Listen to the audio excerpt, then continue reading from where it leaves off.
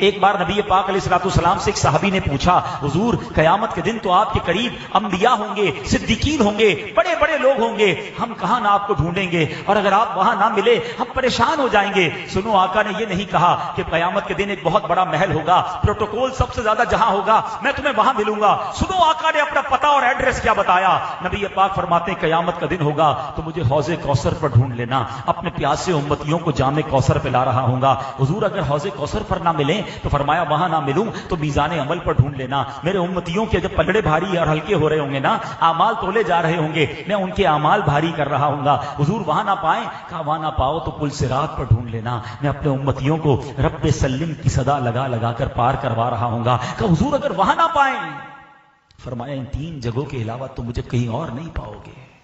ہائے ہائے، ذرا غور کرو، آقا کا کام قیامت کے دن بھی ہمیں یاد کرنا ہوگا، ہمیں ہی بچانا ہوگا، ہماری